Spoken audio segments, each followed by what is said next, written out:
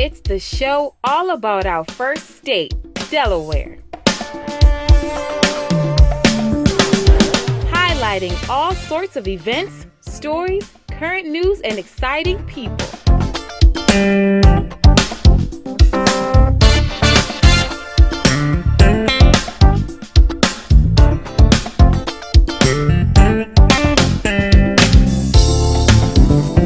With your hosts, Patricia D. Harris and Richard F. Blackwell. Welcome to View from the 302. Hello, everyone, and welcome to the October edition of View from the 302. I'm Richard Blackwell. And I am Patricia Harris, and welcome to our program that's all about our first state, Delaware. That's right. On the first Wednesday of every month, Patricia and I will bring you up-to-date news and exciting events from all three counties in our first state. And we will also spotlight those wonderful folks who are doing their part in keeping Delaware moving forward every day. And speaking of that, Patricia, who will you be visiting with today? Well, Richard, I am so excited that my special guest will be Bishop Carl A. Turner, pastor of Highway Word of Faith in Wilmington, Delaware. All right. How about you? Well, folks, today I will be chatting with the View from the 302 sports director, Mr. Dan Rosenfield. We're going to talk about how Delaware sports is returning back to our first state. And as we know, our presidential election is just a few weeks away. But first, Patricia and I would like to congratulate the winners in Delaware's primary election held just last month. That's right, Richard. Delawareans went to the polls last month in our primary. And here's a look at the notable statewide and county winners. For governor, Governor John Carney, who is seeking a second term, coasted to victory over David Lamar Williams Jr. Governor Carney will be going up against Juliana Murray in November.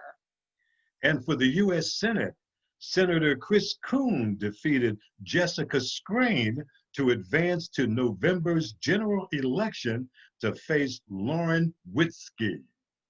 And in the race for Newcastle County Executive, incumbent Matt Meyer earned a second term by defeating Maggie Jones. Now, it's interesting, Mr. Meyer does not have a challenger in the November election, so I guess he will be the Newcastle County Executive once again. Insurance Commissioner Trinidad Navarro won a second term as he defeated Coyote Abagunde. In November, he will face Julia Pillsbury from Dover. In the Wilmington, Delaware mayor's race, Mike Prziski won a second term in a three-candidate race for mayor. That was a very tight race, too. Yes, and it was. know, Patricia, there were some other important races that took place in our first state. So we would like to say congratulations to everyone who won their seat. Congratulations, everyone. Now, Patricia, tell everyone what's coming up next. Well, everyone, coming up next, I am going to interview my special guest, Bishop Carl A. Turner, pastor of Highway Word of Faith in Wilmington, Delaware. So stay tuned, everyone. Patricia and her guests will be right back on View from the 302.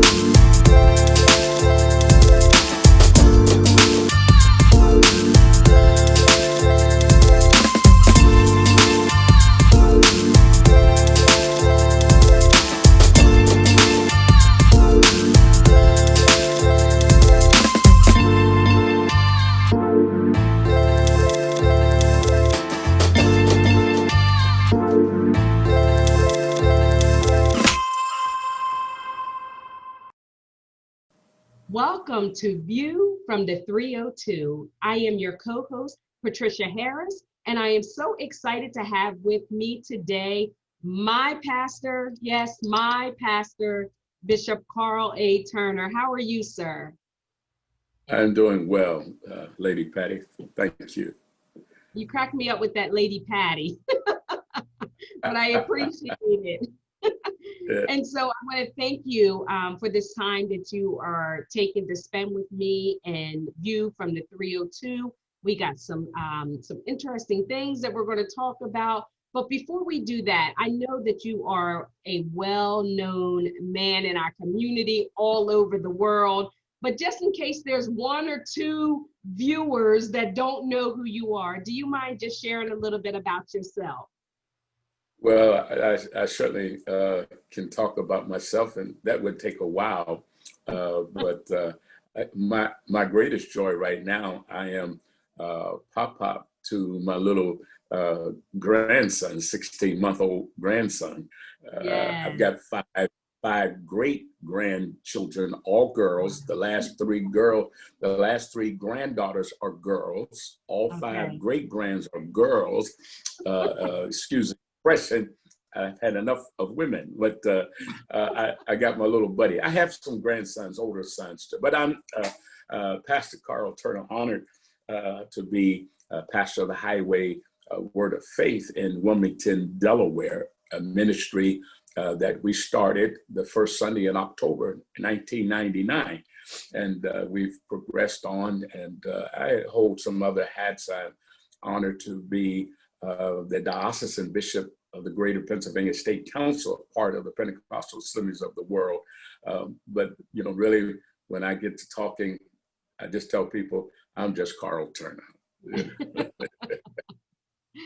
Yes, and I know that you wear many, many hats, and I know that you're a very busy man, so I am feeling honored and counted a privilege that you're taking out this few minutes to spend with me and our audience today.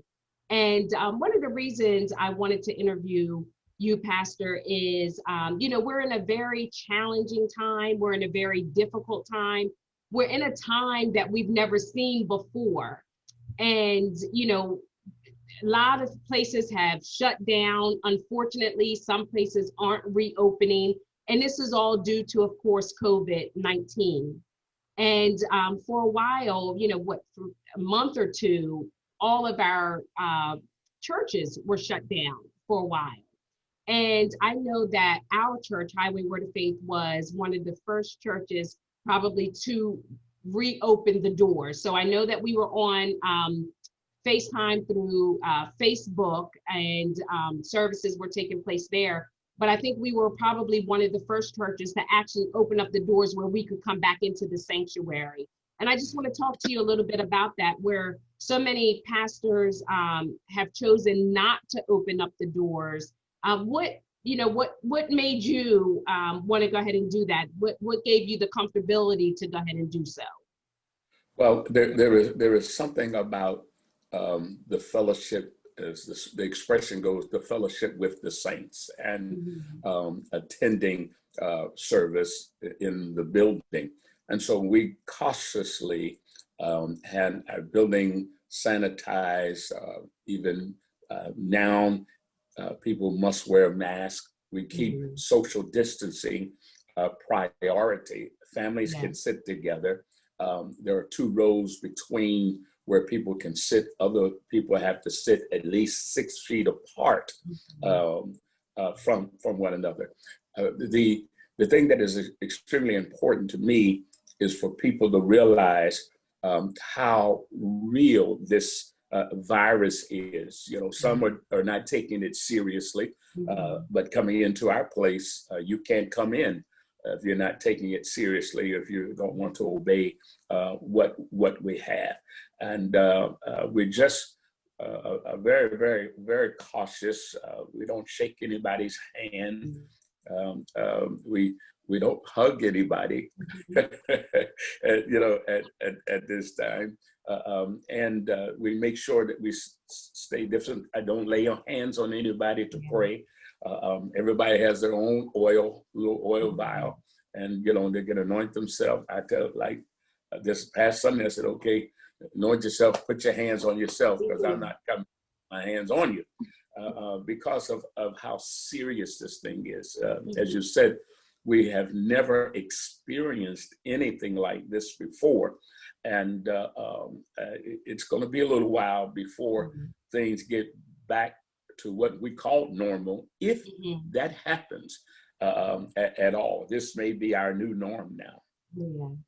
Well, I pray that this is not the new norm, that this is a moment, that this is a moment that we're experiencing. And the reason I say that is, church for me is a place where, you can come and just feel loved, right? There's not a whole lot of places you can come and immediately feel loved and feel like you could just lay your burdens down. And as a saint, as one of your members, it's challenging for me. I find it, times I come in and I'm just looking around and it's just like, oh, I wish we could go back to the way things were, but I'm grateful that the doors are open and that we are taking the necessary precaution to make sure that everybody is staying safe.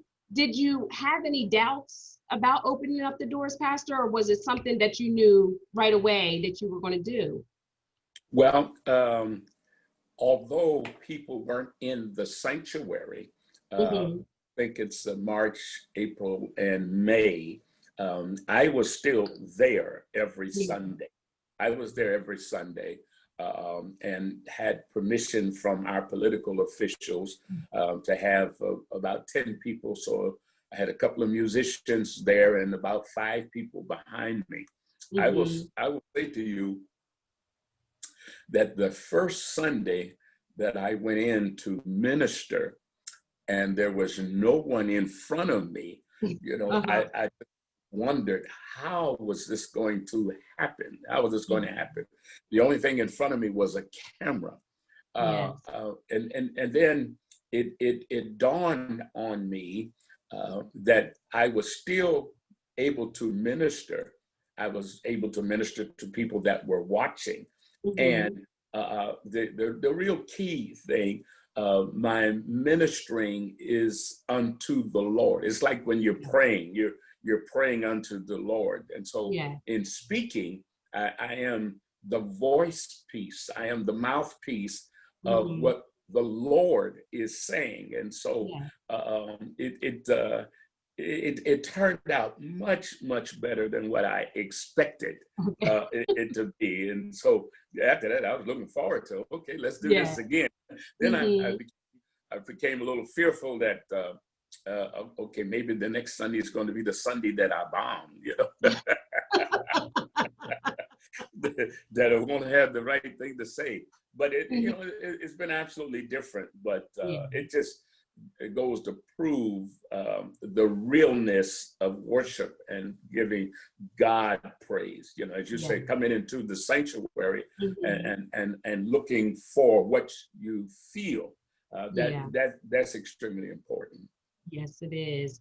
I wanted to share, you walk in and I can recall just one Sunday, not even thinking about COVID and, feeling like I may have overstepped my boundaries by embracing someone and, having to apologize to that. It's, it's going to take a minute to get used to, because again, we can go through all week. I know there's Bible study, in the middle of the week. And, but if we can be honest, a lot of us, it's Sunday, right? Sunday we come and we just want to just be around like-minded individuals and just feel like if I need to cry, I can cry. And if I know that there's tons of people that will pray for me and embrace me. And it's just been a little different, it's just been a little different. But what I'm excited about, what I am starting to see is more people feeling comfortable coming out, right?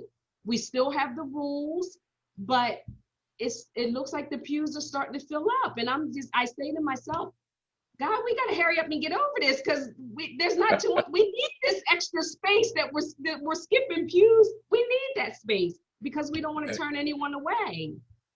Yeah. What is your thoughts on that? Well, it's funny that you said that. Even this past Sunday, because before the pandemic, we had it sort of roped off that everybody had to come toward the front, and you could see, and we didn't have masks on, and so now the whole sanctuary is open. And I said to my wife, yesterday or today, I said to her, I said, who was that lady that was all the way in the back on the left-hand side? Because the week before, after I got home, my wife said, oh, that was so-and-so, that was there. I said, what? That was her? I didn't recognize. And if I had known it was her, I would have acknowledged her, called her name and all. Right. And so I literally, I called her later and said, I didn't know that was you. Right. I apologize. It was all the way in the back and you couldn't see. Exactly. And so there was a lady there this past Sunday, in the back, and I asked my wife, well, who was that? She says, I don't know. I didn't see. And so, with the mask and the distance, and I'm a people person, as well.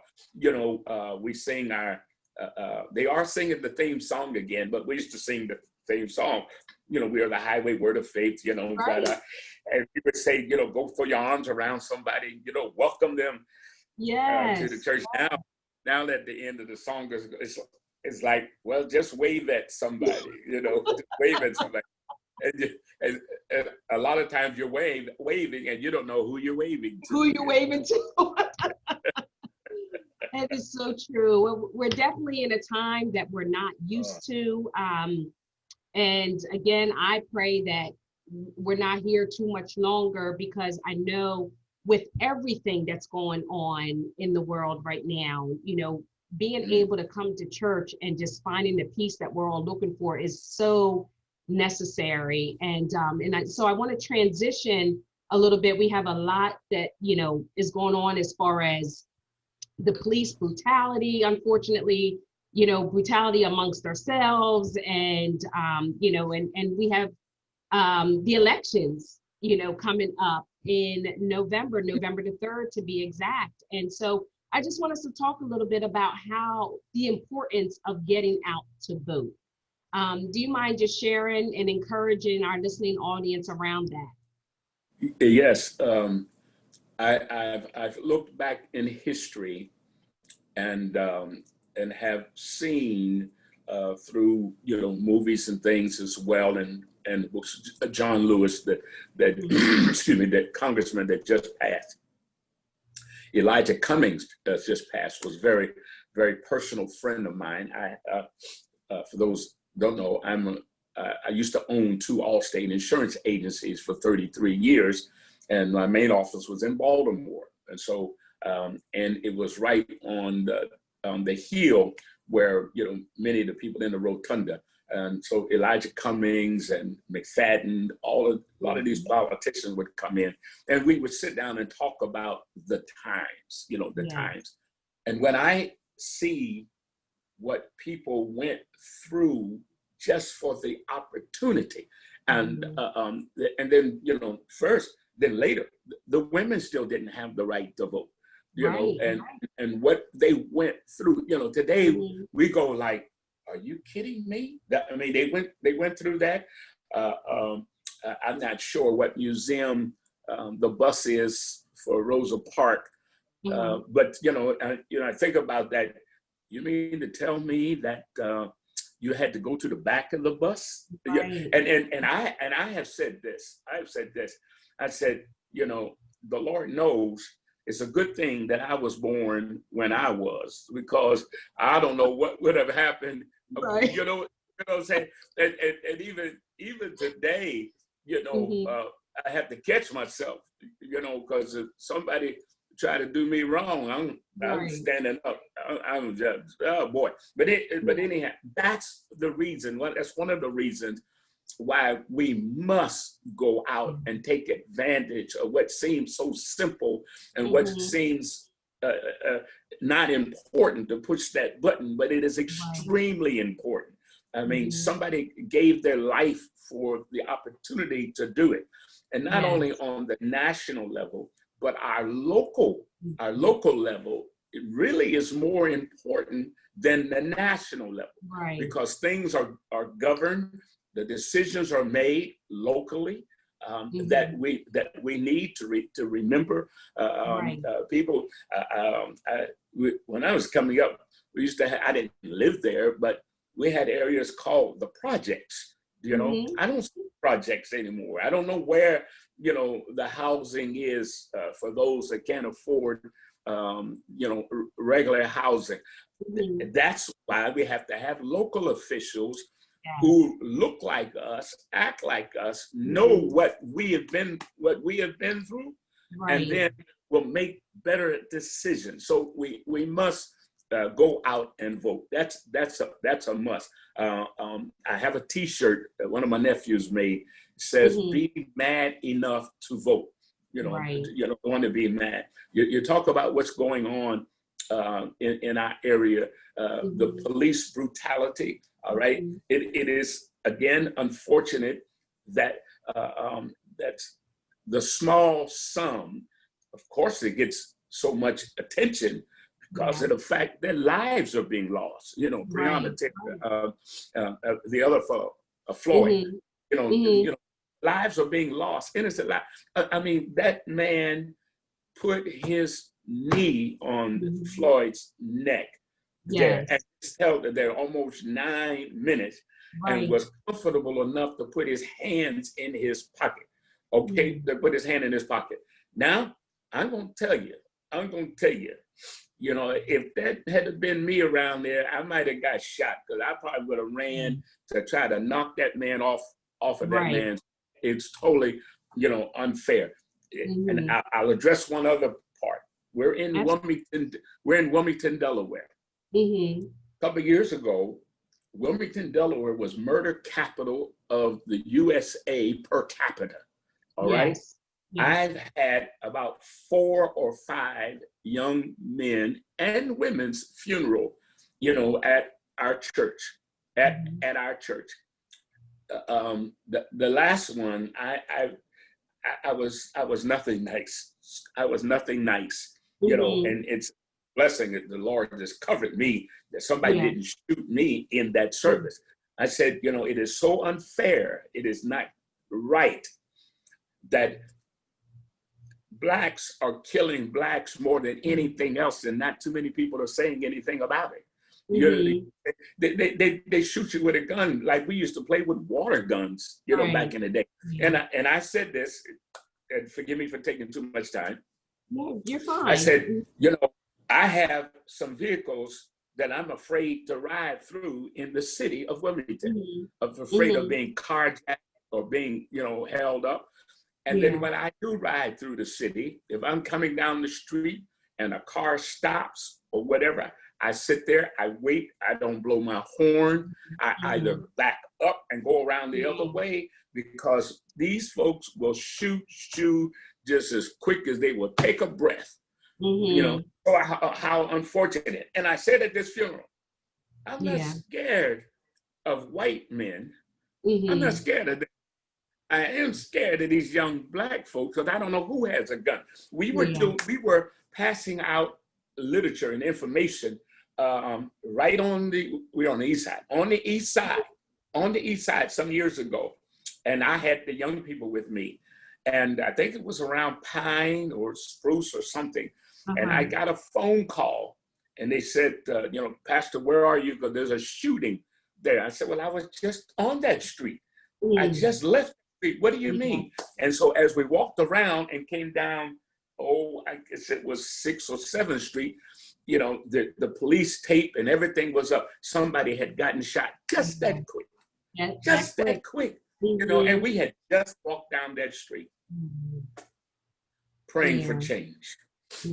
Praying for change. Matter of fact, that might be the subject of my next sermon. I just got to write that down. Praying for change.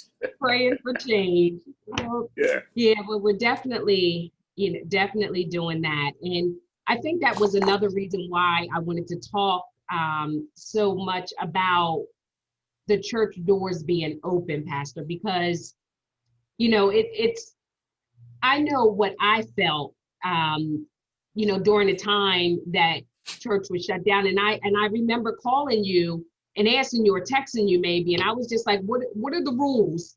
Because I need to get back, so what are the rules? What number am I? How is this all going to work out? And, as far as the count, you shared, there were none, there were no restrictions, but just, letting me know if you're ready to come.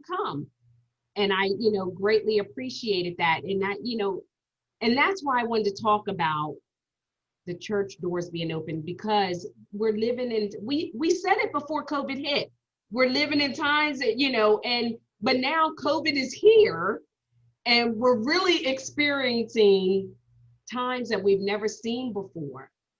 Can I say something? Can I say Sure. something? Absolutely. As you were talking about, the anticipation of going back and, and I'm in, I can miss a Sunday, going on vacation, but I don't. It's rare, that I do. I can go to vacation, Right. Monday through Saturday and get back home. But here's what I want to say. How do we get other people to see the value that we have in coming together in worship and praise? We're in a great minority, and the church is not growing today. I'm not talking about just our church. Church in general is not growing today. Others do not see the value or see what we see, which is a blessing, and it is so unfortunate. I don't know what it is about the church that they don't see. Maybe they think we're not having fun. We're miserable. The devil is a liar. I'm having a great time. And I could be anywhere in this world that I want to be, and I have been all around the world. But church is my life, and I'm glad about it. Yes. Well, I'm so excited, that the Highway Word of Faith church doors are open, and it's Sunday, morning at 10 a.m., Wednesday Bible study at 7 p.m.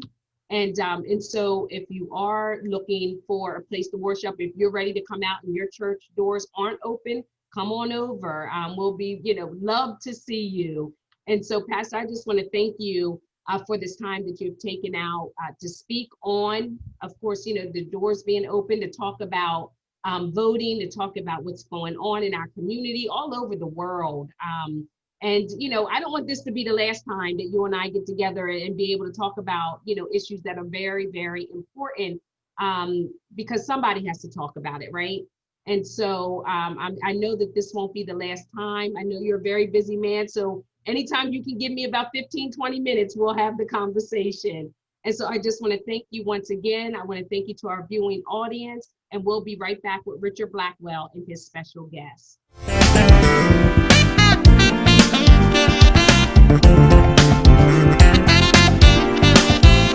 Welcome back to View from the 302. I'm excited and very happy because today our sports director is back with us, the man with the sports plan, Mr. Dan Rosenfield. Dan, how you doing? Doing pretty well, Richard. Just about as well as I can be during these interesting and really tough times for everyone. I'm just in grad school at home online at Delaware, so I've been taking classes, trying to make use of this time, and hopefully by the time I'm out, things will be more back to normal. But right now, just gotta keep plugging away and take it day by day.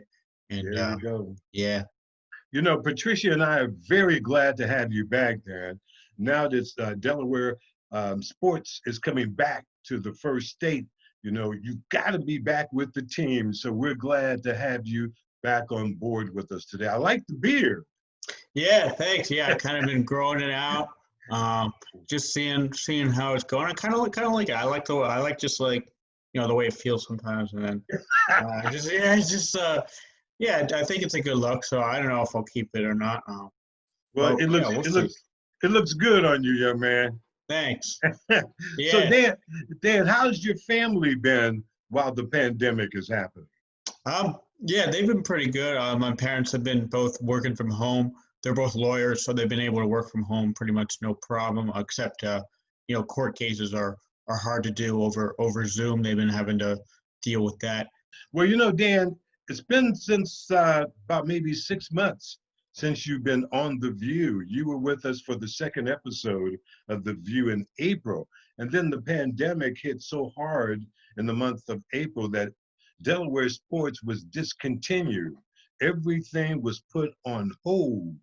But, things are going to be looking back up because Governor Carney is allowing Delaware sports, along with the Delaware Department of Education, letting sports happen this fall. That's got to be a good thing. What do you think? Yeah, when I saw that, my first reaction, I was surprised that they went back on their original decision to cancel fall sports. But yeah, I definitely have mixed feelings about it. The sports fan in me is excited to see some semblance of sports happening. I've been glad that college football has been going on. I've been watching that. Been watching the NBA playoffs right now. Though my Boston Celtics got eliminated, so I wasn't too happy about that. But yeah, in terms of Delaware high school sports coming back, some things I've noticed is that they haven't put many safety protocols in place. There is temperature screening, but I have not seen anything about testing, about how often players are going to get tested, what's going to happen with contact tracing. I haven't really seen anything like that. So in that sense, that part of it concerns me. And another area that concerns me is the mask wearing. Everyone in the vicinity has to be wearing masks, even outside. And then the thing that concerns me about this is the athletes, even while they're playing, they have to wear masks, which I was very surprised by. I'm not an anti-masker by any means. I wear my mask. I bring my mask everywhere. I think masks help a good deal. But I think making players, athletes wear masks while they're playing, I think that is a tough decision because, it's hard enough to play a sport as it is, but to play a sport with a mask, I'm just concerned about their breathing issues and if any extra complications can come about from that. Well, Dan, that's a very valid point. And I think some of the other members of the Delaware Board of Education kind of felt the same way about safety because when they voted on it, the measure was passed only on a small margin, 4-3, to continue Delaware sports this fall. And as you indicated, their concerns were safety. Yeah, I think safety has to be, the number one concern when you're talking about a pandemic. I mean, it seems that a lot of leagues have gone off pretty cleanly. The NBA bubble has. I've been surprised too. They haven't. I don't think they've had really any cases since they've been in the bubble, which is really good to hear. But then you have other places like Texas Tech, where 75 players had coronavirus. LSU. Ed Orgeron said that every player about on the roster has had coronavirus.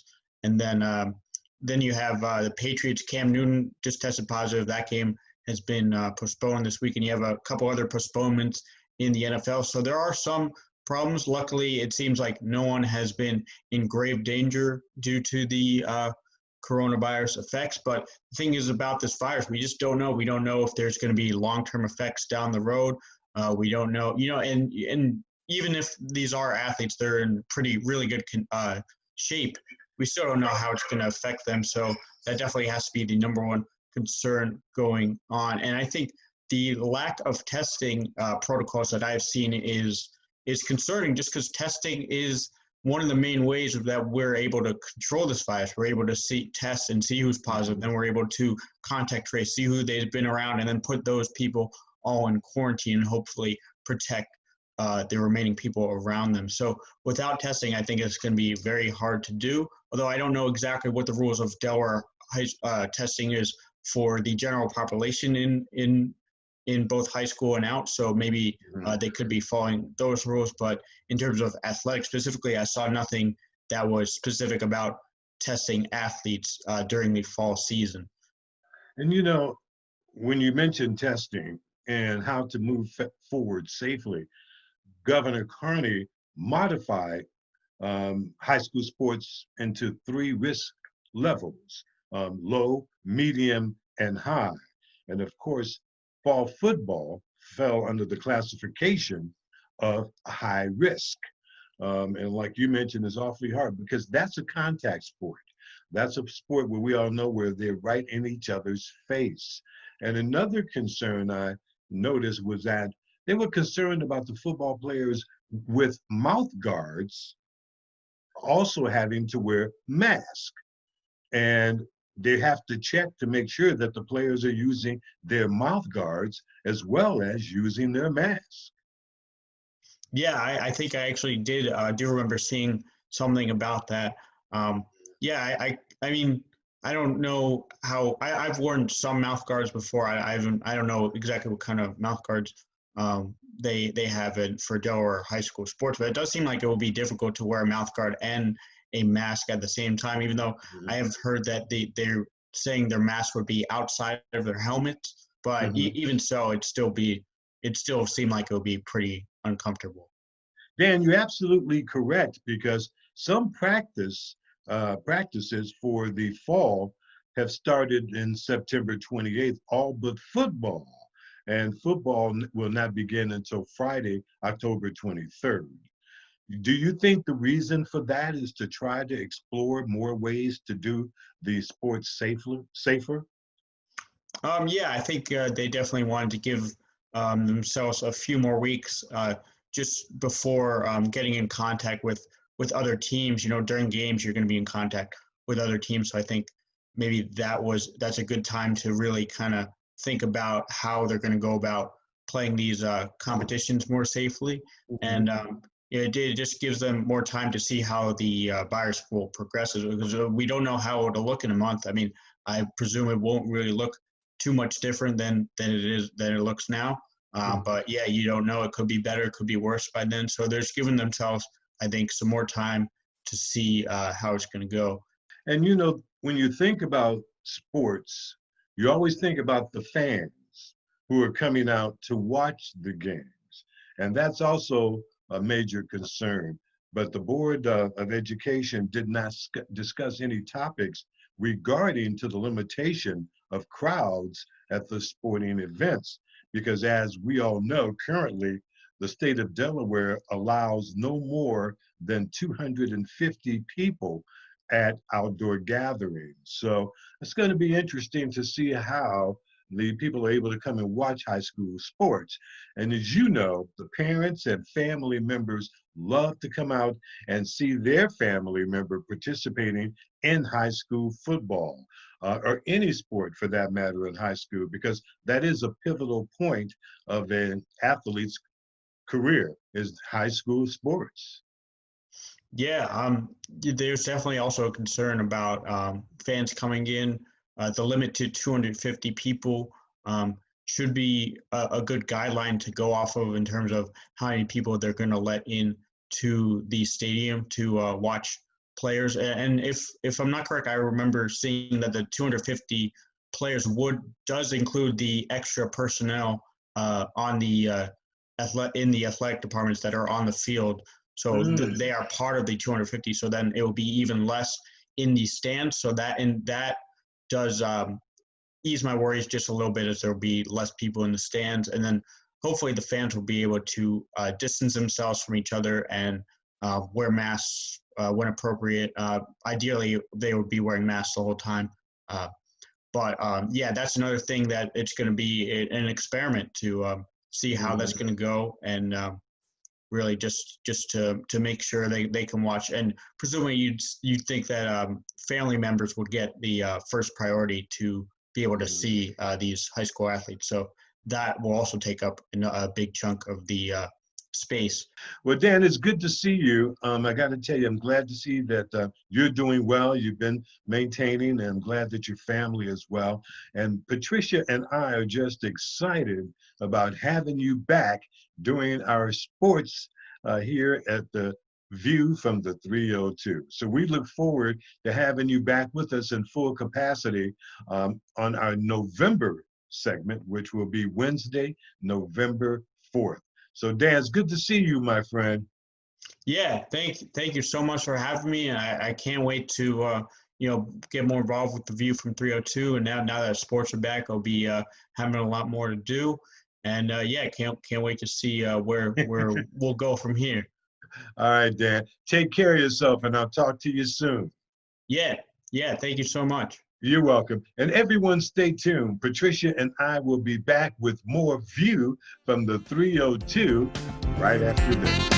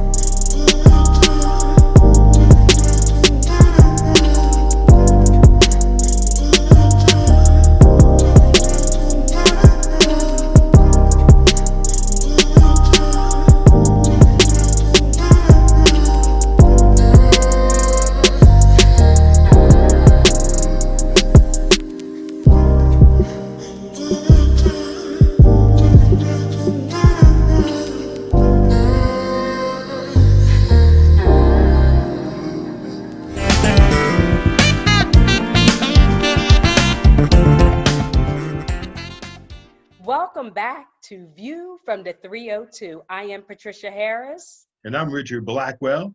And Patricia, it was good to see Dan back, wasn't it? Yes, it was. I am so excited to have him back on the team after this long break. Reporting on some good Delaware sports. Absolutely. And you know, folks, ever since the month of April, Patricia and I have been updating you every month on Delaware's COVID-19 situation. We've been marking our progress as to how we're moving into phase 3.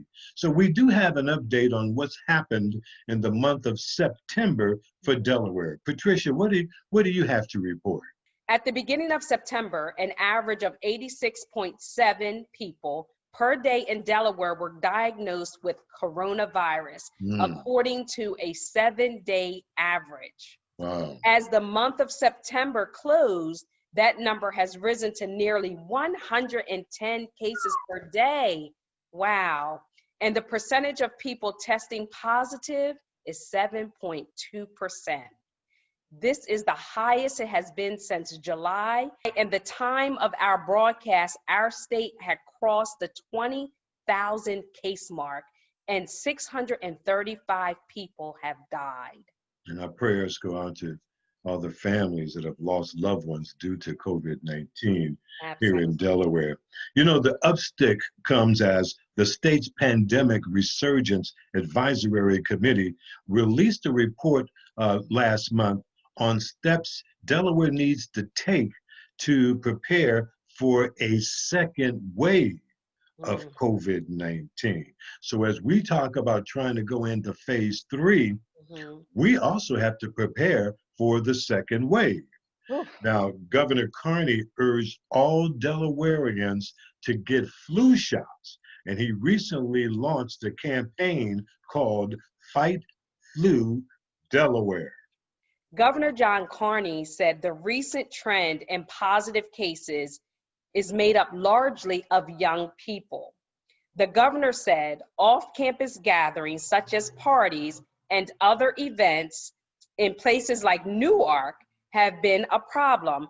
Don't forget, folks, Tuesday, November 3rd, make sure you get out and vote.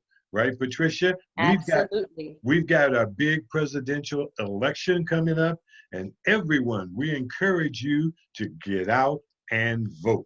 Yes, whether you do it by going to the polls in person or whether you are going to mail in your vote, whatever you choose to do, please do it. If you could do it sooner than November 3rd, do it.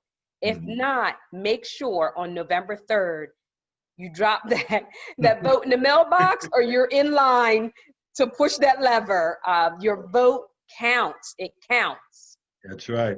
And for all of you young people who may be eligible to vote for the first time this year, get out and exercise your right to vote. There's a lot of people who have fought through the years for this opportunity for you to vote.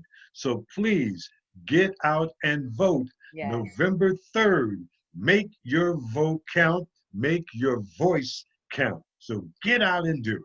And we will be sure to be back on November the 4th and to share with you all the results that we have in hand at that time.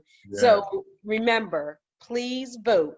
We promise to show up on November 4th with the results. And we will at least give you an update as to what's going on at that particular time.